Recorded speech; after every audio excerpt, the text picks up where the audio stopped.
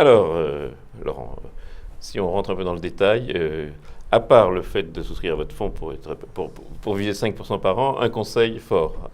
Alors, un conseil, alors deux conseils plutôt. L'une qui est dans le monde vraiment des small cap, même si le secteur lui-même n'est pas un secteur de big cap, c'est Argan. C'est une entreprise qui donne accès à des entrepôts logistiques.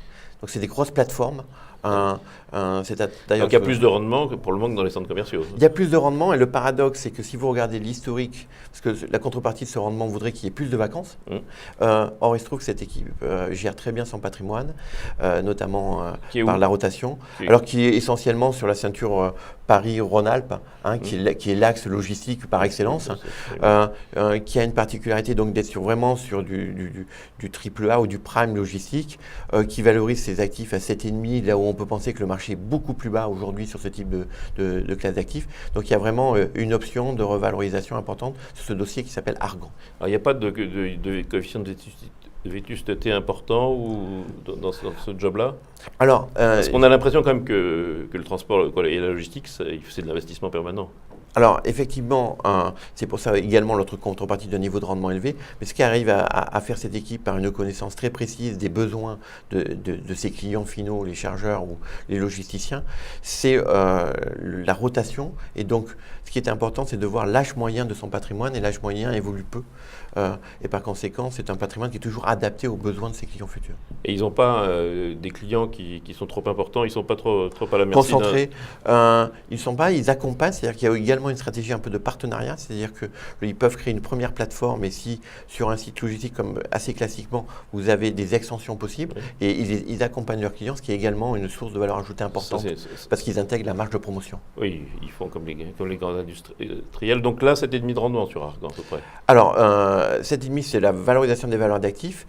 Aujourd'hui, c'est un secteur qui se paye, c'est un dossier qui se paye 7 fois en cash flow, c'est-à-dire 14% de cash flow yield, c'est-à-dire le cash flow est un peu l'équivalent du PER sur le marché.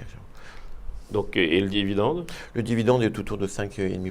Donc, tout simplement parce qu'ils amortissent leurs dettes. Donc ça aussi, c'est un facteur de prudence de l'entreprise. Et donc le potentiel de distribution est un peu plus faible sur les autres. Alors le deuxième conseil? Le deuxième, c'est un dossier qui a déçu depuis maintenant un certain temps, qui s'appelle ICAD, qui avait fait un rapprochement lui aussi, une opération financière avec Silic. Alors c'est quoi? ICAD, c'est 10 milliards de patrimoine, c'est gros, environ, oui.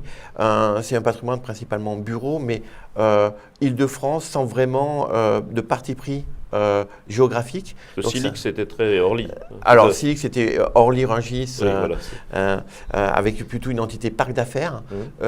ICAD, historique, c'était plutôt bureau hors parc d'affaires. Et donc, le consolidé fait qu'ils sont présents sur l'ensemble de la gamme immobilière en termes de prix. Et c'est un dossier qui a été pénalisé par une opération un peu emblématique pour eux en tout cas, qui était la Tour Eco, qui ne se remplissait pas. Et là, on a eu cette année... Qui est où? Qui est à La Défense. Qui est à La Défense. Le marché de La Défense étant... c'est un marché qui a son propre cycle.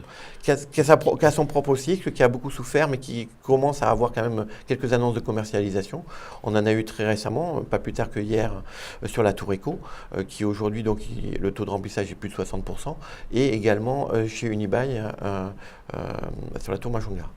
Et donc, il cadre le rendement aujourd'hui? Alors, le rendement en cash flow yield, on n'est pas tout à fait à 7%, c'était de rendement économique, mais on est à quasiment à 6% en termes de dividendes, ce qui, pour une grosse capi et pour ses options, puisque le remplissage tout va être très bénéfique, sans parler de l'effet frais financiers, mais qui est commun quasiment à l'ensemble du secteur, permet d'espérer de bonnes croissances des cash flows. Et autrement, dans les grandes, vous n'avez pas de préféré?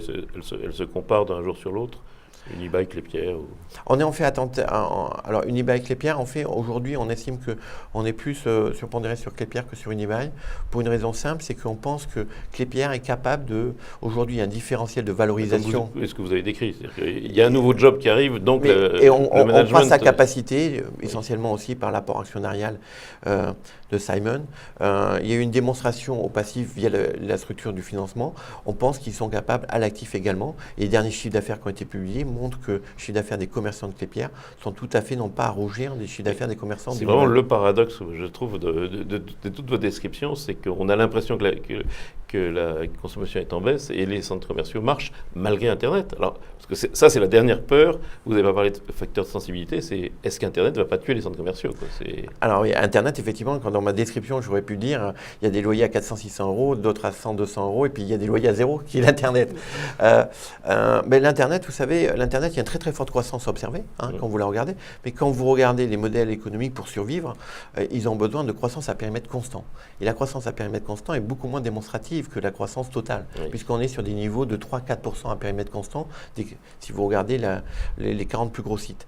Et donc, il y a plutôt même des mariages entre des acteurs physiques. Alors, on est rue du commerce avec Altarea, qui n'est pas un enjeu, mais qui était plutôt une option pour Altarea, mais qui montre que c'est quand même pas si facile que ça d'émerger dans le monde du commerce et qu'il y a plutôt une prime au top 5 et après c'est compliqué. C'est-à-dire que l'idée que finalement il y a besoin de vitrines pour que vous voyez, même si vous l'achetez sur Internet, et donc il y a un loyer. Il y a une matérialité. C'est une réalité. Il y a une matérialité de la consommation.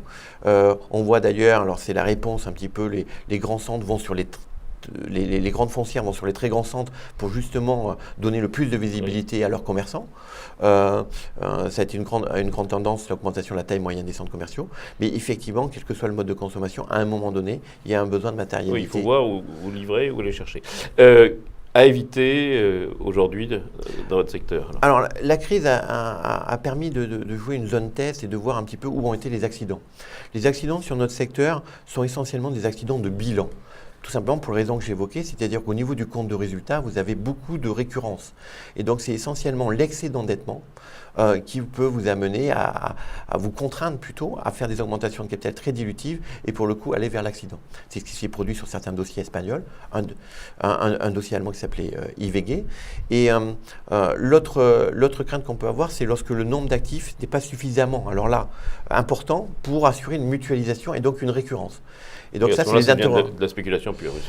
Voilà, en tout cas, là c'est les facteurs qui créent, puisqu'on n'est plus en portefeuille, des craintes sur le compte de résultat. Sinon, sur le secteur, le compte de résultat a une très grande inertie. Et c'est un petit peu ce que l'on voit en termes de communication aujourd'hui sur un dossier qui s'appelle Zublin, qui est une toute petite capitalisation, qui n'a pas vocation à être dans notre fonds, mais dans lequel il y a un accident de commercialisation, en tout cas il y a une incapacité de commercialiser un actif. Ils sont principalement trois gros actifs, et donc ça se traduit par un taux de vacances important, et donc ça les met en difficulté. Eh bien, ce sera le mot de la fin. Laurent, merci beaucoup. Rendez-vous la semaine prochaine, même heure, même endroit. Merci Hubert.